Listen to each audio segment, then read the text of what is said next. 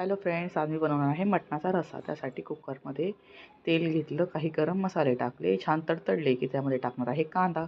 कांदा छान भाजून घेतला की त्यामध्ये टाकणार आहे स्वच्छ धुवून घेतलेलं मटण छान परतवून घ्यायचं आणि त्यामध्ये टाकणार आहे अद्रक लसूण पेस्ट, हळद, मीठ, धने पावडर आणि हे छान तेल सुटेपर्यंत परतवून घेऊ. जर तुम्हाला माझी रेसिपी आवडत असेल तर प्लीज माझ्या चॅनलला लाईक, शेअर आणि सबस्क्राईब करा. म्हणजे तुम्हाला व्हेज, नॉनव्हेज अशा रेसिपी पाहायला मिळतील. तर आता मी त्यात छान सर्व मसाले ॲड केले. छान बघा तुम्ही परतवून घेतलेलं आहे. तेल सुटलेलं आहे चांगलं मटणाला आणि मी गरम पाणी ॲड करत आहे म्हणजे मटण शिजण्यापुरतं. आता मी हे मटण गावी केलं होतं, त्यामुळे गावचं मटण एक शिट्टीमध्ये शिजतं.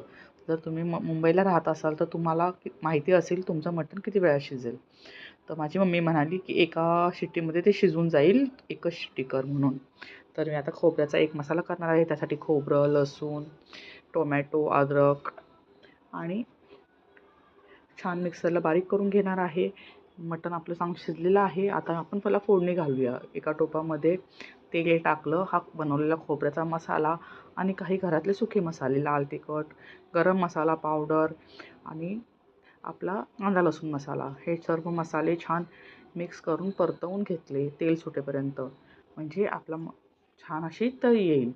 आता हे सर्व छान मसाले परतवून घेतले आणि शिजवलेलं मटण त्यात ॲड केलं. आता बघा तुम्ही ॲड करताच किती छान अशी तरी आलेली आहे. आता ह्याला छान एक 5 ते 7 मिनटं छान उकळवून देऊ. आता ह्याला झाकण ठेवू. थोडंसं पाणी ॲड करावं लागेल कारण की खूप घट्ट झालं होतं. आता तुम्ही बघू शकता अशा प्रकारे आपलं मटण तयार आहे. रेसिपी आवडली असल्यास लाईक करा. थँक्यू.